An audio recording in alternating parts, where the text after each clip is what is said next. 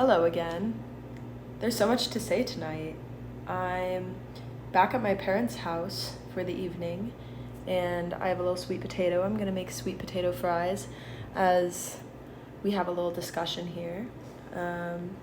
But I guess what's on my mind first and foremost is I talked to my twin brother for the first time in a really long time.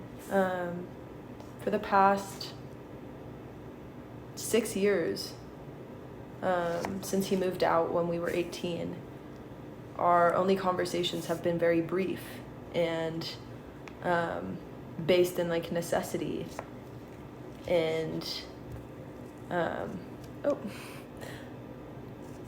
there has been no relationship, and I understand why. And perhaps I'll get into that later on in the video, but as of right now, I had a beautiful conversation with him, and I connected with him in a way that I've been waiting to do. That is the little air fryer notifying me that it's ready for my little sweet potatoes. But yes, we connected tonight in a way that I have only imagined, have only been longing for, and didn't even know was possible. And I'm so grateful for it. And without sharing too much about him or his situation, I will say that he went overseas, kind of for religious reasons and also just personal reasons, and he was there for 10 days, and upon coming back home to the United States, he was a lot different than how he's ever been. And my parents were scared that he was manic or that something was out of balance chemically in his brain, and I've been really scared for him. I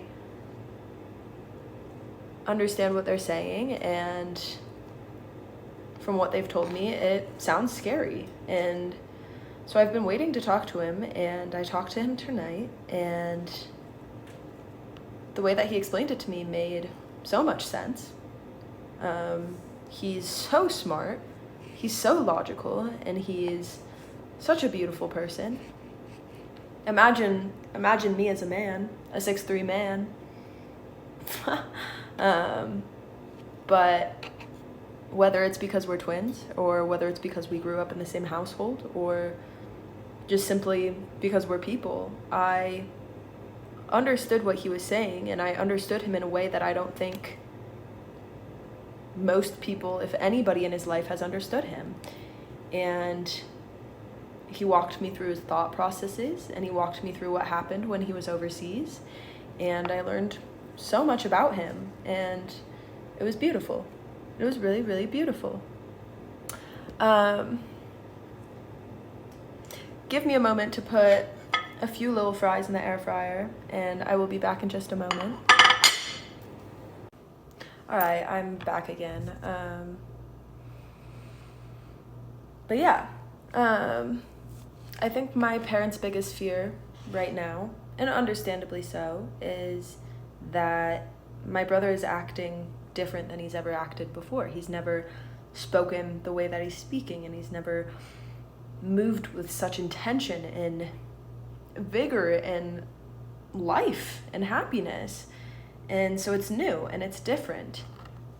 And that doesn't necessarily mean it's bad, which is what I gathered from him tonight, because he is so motivated to live. He is so motivated to find joy and happiness in this life that is his, because in a way we have been trapped in our parents' pain and our parents' cycles. And that's not to blame them, because that's what generational trauma and generational pain is. So I understand my parents' fears, and I also understand my brother's desire to finally start living the life that he wants to be living for himself. And when we were talking tonight, he was like full of emotion, and there was a lot to say, which I understand. And I'm grateful that I have a mind which is so understanding and so patient and so willing to see other people's perspectives, because he thanked me for not thinking that he's crazy. He thanked me for seeing him as he is, and I do. I really, really do. And so I guess I'm stuck a little bit at a crossroads right now, because I hear what my parents are saying, and they want to get him help, and they, their number one desire is to make sure that he is safe. And as a parent, what else do you want for your kid? And sometimes a parent's view of what is best for their child is not actually what's best for their child. And that's where it is complicated and nuanced, and there's a lot of uncertainties.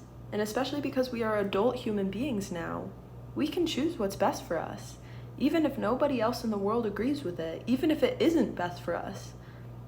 We can make our own decisions, and it can be scary.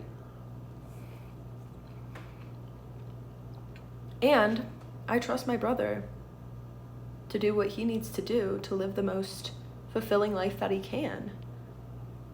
Because what else is the point of life except to live it? And if there's a place in the world where you feel such vibrancy that he is feeling right now, and if there's a place in the world where you feel alive and where you feel a purpose, go to that place, be in that place, no matter what. And it may be selfish, and it may ruin the plans that other people have for you, or it may make them see you in a different light, but don't ever, I never, ever, ever, ever want him to cloud this beauty that's within him, this love and this desire to be alive and to build this life of his, because I know that he will build a beautiful life.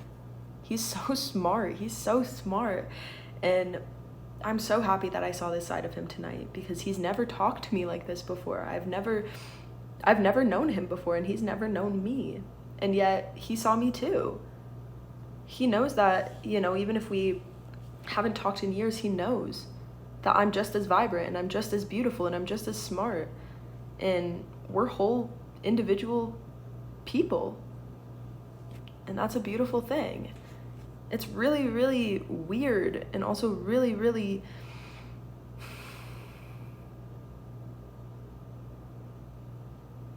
peaceful to grow up and to see your siblings grow up and become real people. That's not just my sibling. That's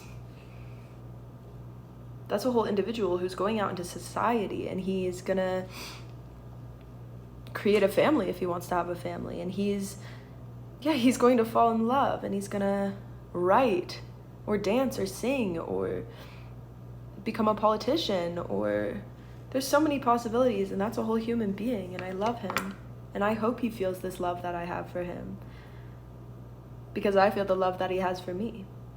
And it's beautiful feeling that. It really is, after such a long time.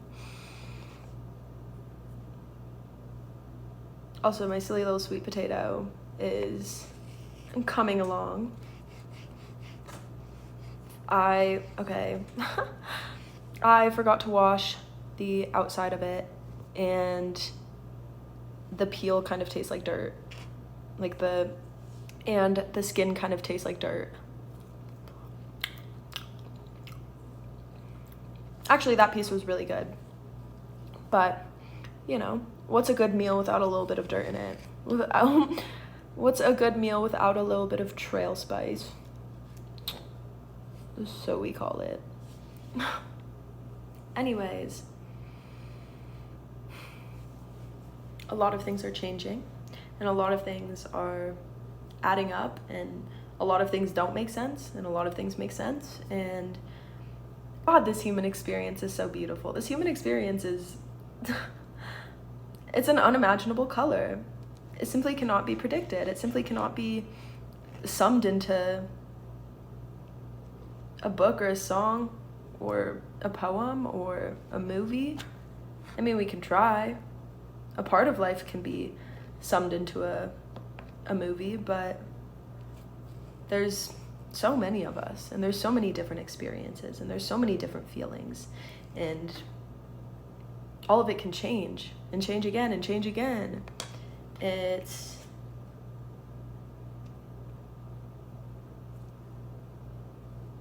so unexpected, and somehow we're here, and I'm so grateful to be here. I'm so grateful to be on this bus with all of you, with any of you.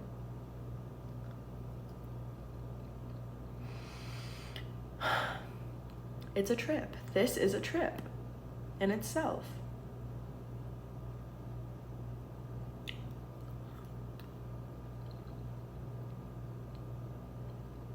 Like, you cannot tell me that that life in itself is not like a psychedelic experience of sorts. Because we have DMT in our little brains, and when we die, the DMT releases itself. And that's not to say that this is a DMT trip. It could be, but the way that life ebbs and flows, and I suppose you'd have to have done shrooms to like understand the way that like the feeling that I'm getting in my body. But whether you've done psychedelics or not, this life is a trip. It's a trip, and I'm so grateful to be on the bus and to be riding the, I don't know,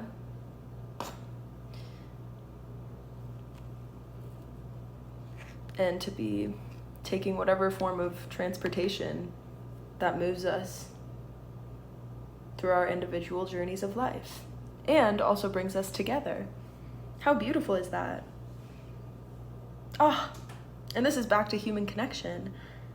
I think the root of, honestly, everything, I think the root of a lot of things that I'll talk about on here go back to human connection and connection to nature and connection to the spirits and connection to ourselves. Connection is imperative. I think when we feel like genuine connection, we can also feel peace through that genuine connection. And perhaps I will dive into connectivity. But first I'll put the rest of these sweet potatoes in the air fryer. My silly little sweet potatoes are frying in the air fryer, and I suppose I'll tell you that it's a little difficult being in the house where I grew up. It's beautiful. It's a beautiful home. And when I go to my bedroom, I do feel comforted because I spent so many nights there. Because I grew up there. That was my childhood. I looked at those walls every night falling asleep. And I woke up to the sun shining through those same windows. It's beautiful. And it's, what's the word? Not melancholy, but, well, maybe a bit melancholy. It's a bit bittersweet. And also being here, beyond the physical elements, it's a very emotional space, because physical spaces hold history, they hold emotion, they hold trauma, they hold pain, and they hold love, and they hold peace. But a lot of emotions are coming up here, especially after having that conversation with my brother in this home. My mind is racing, and at the same time, it's completely blank. I can feel my body is like a little on edge just being here. And after all of that, it's a weird experience. because in a lot of ways you cannot heal in the environment where you were hurt. You just can't. And I think it makes sense why my brother wants to leave so badly. He was really, really, really hurt here, and he really, really, really hurt a lot of people here. And so it makes actually complete sense why he wants to leave. And perhaps he's doing it in a haste, and perhaps he's not thinking it fully through, which honestly, it sounds like he is, but all I can say is that it makes sense, and I support the fact that he wants to build this life for himself. I support him in all that he wants to do, as long as, you know, he's not hurting himself, as long as he's not hurting other people. And yeah, as long as his goals are benefiting himself, then I support that, and I will be here for him. Pause. My sweet potatoes have finished frying. They do look a little silly because they stuck to the bottom of my bowl, and I also didn't know how to fry them without putting them in a bowl, but meow. All right, a little taste test.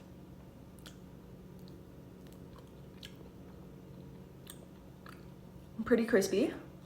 I put onion powder, a little bit of ginger, and some parsley on them. Pretty damn good. Could be like a little crispier, but honestly not bad. But now I'm thinking that, you know, it would be really nice to have a little sauce to dip these in. So honestly, honey sounds really good, because like sweet potatoes and honey, phenomenal. But you know what sounds maybe better? Honey mustard. So we're gonna try and make honey mustard, which I assume is just honey and mustard, right? All right, I have some good old yellow mustard, and I have some Colorado honey. It's a little crystallized, but this is the only honey that my mother has, so we'll work with it, unless it simply doesn't work with us. And in that case,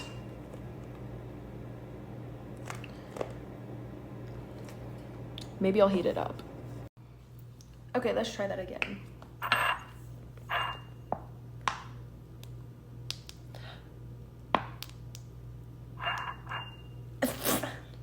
Okay.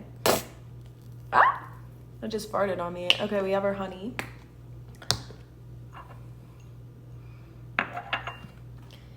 And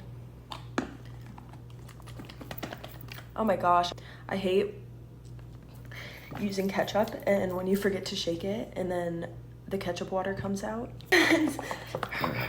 Okay.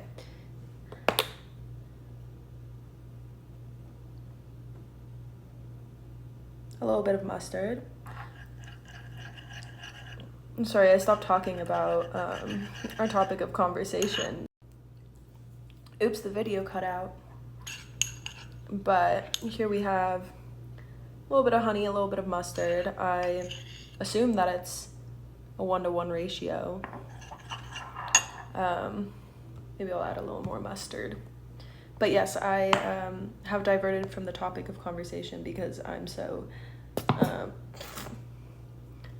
I'm focused on making these sweet potatoes.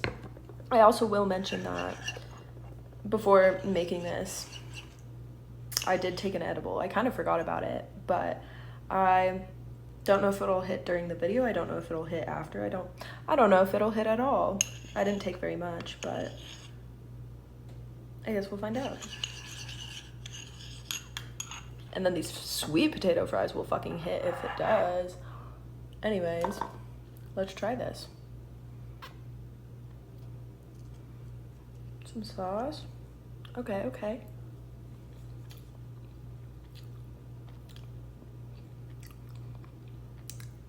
That was quite phenomenal, actually. That was quite fantastic. I think a little more mustard would go a very long way.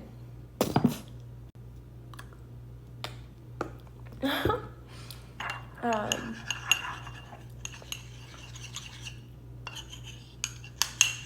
but yes, I do not have the same train of thought as before, but I'm working at an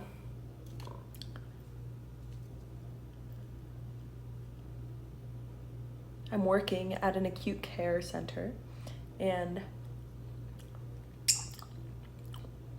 I started a few weeks ago, and I really, really, really, really like my job so far.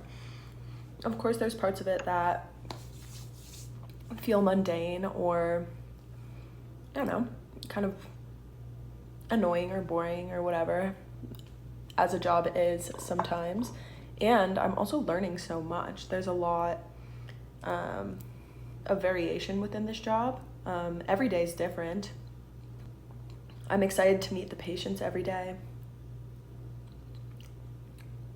It's wonderful, and I'm learning so much about how to talk to people who are going through crisis, how to talk to people who are feeling big emotions, how to help them build healthy coping skills and, you know, move forward in a more healthy, directed way so that they can live the lives that they want to live.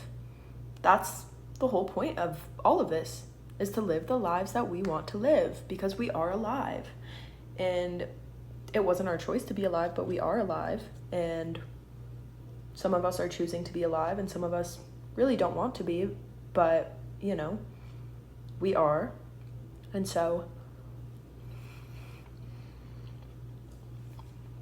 it is my duty to help people live the lives that they want to live in the best way possible, to the best of my ability. And so that is what I will do. And there's a whole range of different types of people who come in, and it's very interesting to interact with someone who's going through active psychosis, or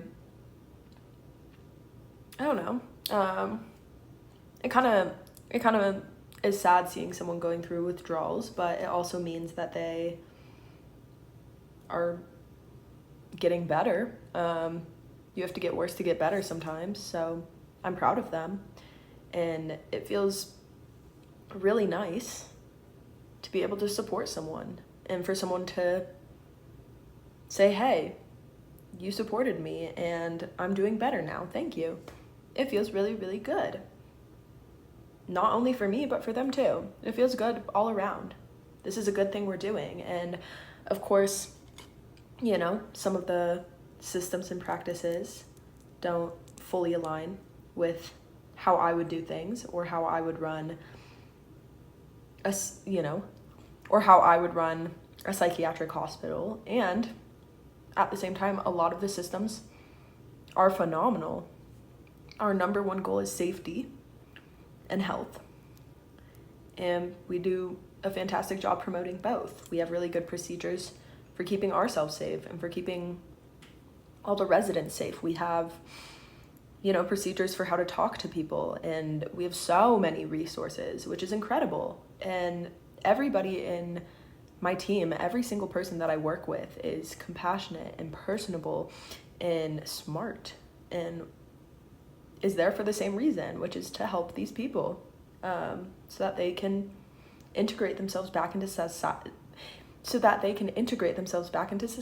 and live the lives that they want. And so I think,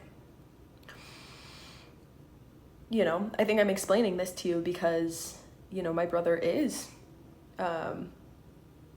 having a unique internal experience and unique thought processes, and they're still organized and logical.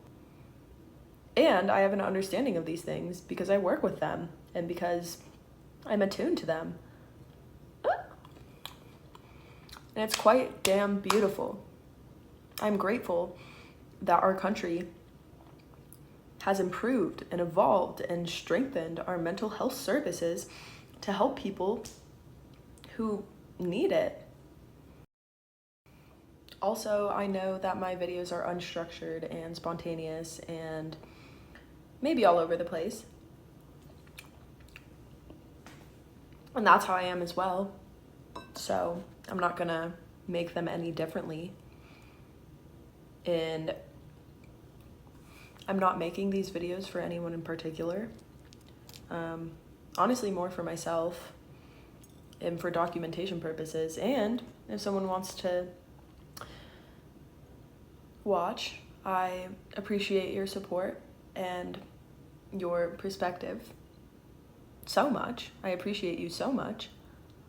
And, you know, if there's anything anybody wants to see, then I'll take that into consideration. But for now, it feels really, really nice to just talk and to process things and, I don't know, to see myself as I am.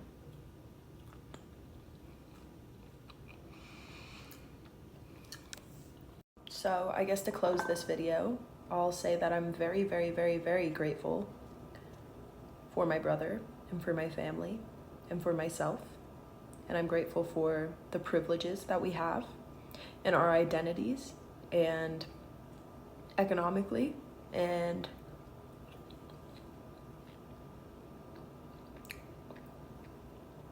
I'm grateful to have health.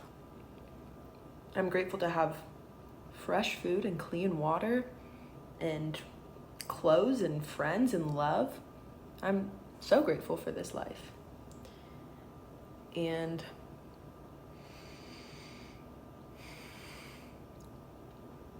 in the same way that I help other people learn coping mechanisms and utilize them, I have to do the same for myself, whatever that looks like. And yeah, I'm grateful that I came here tonight, and I'm grateful for what transpired, and I'm grateful to have the technology to speak so freely. And yeah, I guess that's all. I guess that's all for tonight. Also, yeah, honey mustard is stunning. Honey mustard is fantastic. Might be the best condiment, because at this moment I can't think of a better one. I do like Cholula sauce though. Anyways, good night and ciao.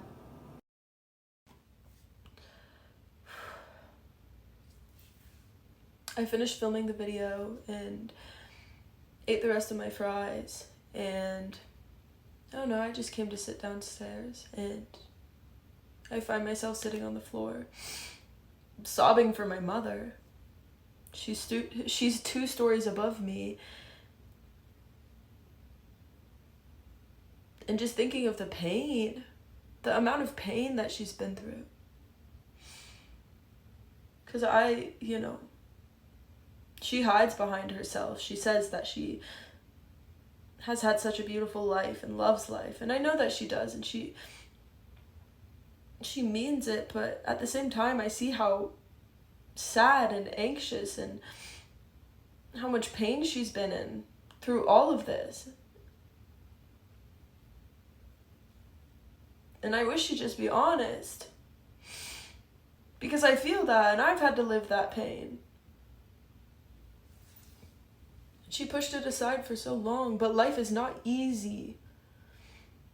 Life is not always fun. Life is not always what we dream of.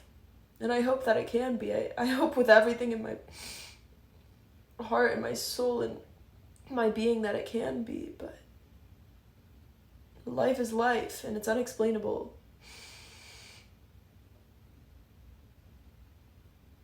And I know that when she was a little girl, when my mother was my age, she dreamed of having a beautiful family. She dreamed of growing old with a beautiful husband and having beautiful children. And I know the sun was shining, and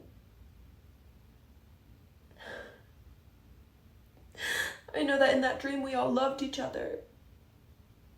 And we spent time together, and it all made sense, and it was worth living for. course it is.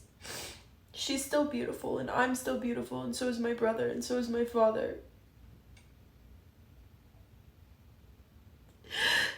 And I know that she didn't dream she'd be laying in bed with a mask over her face to help her breathe, and a body that's weighing her down because she's so stressed that she can't stop eating. I know she didn't dream of that, and I want to fix it all. I want to change it all because I've changed it for myself. And maybe I only had the opportunities to do that because of all the pain that she went through. And it breaks my heart, and I just want to hold her and love her. And I will when I have the opportunities to do so. And sometimes it is really hard to love her because she pushes people away, and she is stuck in her own little world. Whether she will admit it or not, she's been hurt so much that her brain thinks in certain patterns and sees the world in a certain way that doesn't always align with what's happening. And that's fears, and that's anxieties, and that's beliefs. And it's so hard. And I hope nothing bad happens to my family, because it feels like things are changing, and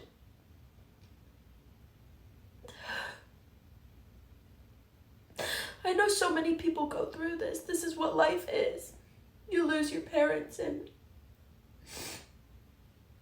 maybe your parents lose you, and you lose people you love, and you gain people to love, and it's just so much. And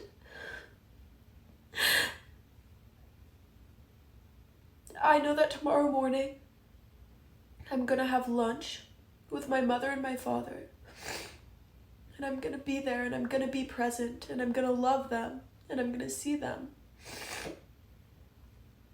I'm gonna see them as they are, and I'm gonna hold them in my arms. Physically, I'm gonna hold them in my arms, and I'm gonna tell them that I love them. And for now, that's okay. Because if I think too much into it, it breaks my heart. I can't handle it. I can't handle the thought of losing my mommy, and I can't handle the thought of losing my daddy. Oh, and I know that there's a future version of myself who is feeling that, who maybe doesn't have a mommy, or who maybe doesn't have a daddy.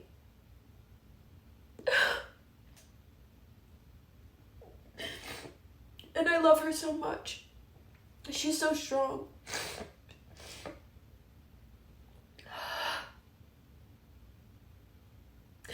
And I think the thing that's breaking my heart the most right now is that I'm actively watching my mother hurt herself.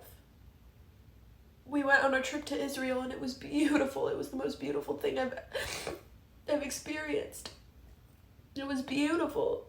And on that trip, she told me, she said, I'm ready to change my life. I'm ready to come back and be healthy and transform. And oh, I want it for her so badly. And we came back, and life is the way that it is, and my brother's going through what he's going through, and she's not making time for herself. She's not being healthy. She told me that she weighs the most she's ever weighed in her whole life, and that breaks my heart. I wish I could just go into her brain for a minute and help her and change her habits and fix her life, but I can't. I can't. And it hurts to actively see her hurting herself, partly because of us, and partly because she doesn't have enough energy, and I don't want to see her decline. I want to stop it right here, and I want to start over, and I want to change her life. I want her life to change. I want her to become the vibrant person that she once was. I want her to become the vibrant person that she now can be. And as much as I want that, I can't do that for her. Not only because, you know, we can only do that for ourselves, but also because, you know, for my own sanity, I cannot be my mother's therapist. I cannot heal my mother. My mother cannot be the center of my life anymore, and that breaks my heart. But I'm the center of my life now, just as she's the center of her life. But also, when you have kids, you have to give up some of yourself. You have to give up a lot of yourself. And that's really hard. And perhaps if I choose to have kids of my own, I'll understand her even more. But it's just, it's so much. It's so much. And I haven't cried like this in a long time. But I needed to release that. I needed to release those emotions and those thoughts and those tears. And this will pass. And we'll move forward, but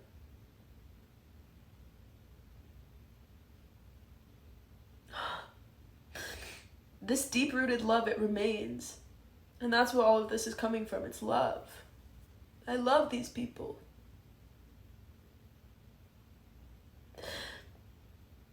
And in the same way, it probably hurt them to see me hurting myself when I was younger. It hurts me to see them hurting themselves. So the best that I can do as a healthy human is to support them and give them my advice when they ask for it, and to love them and to be as kind and compassionate as possible. And even though I am the center of my universe, I have to let myself go a little bit when I'm around them. You know? Do some things that I don't really want to do. But if it helps them, then I'll do it. Anyways, the video's about to end, so I'm grateful that I'm here right now. And yeah. Ciao.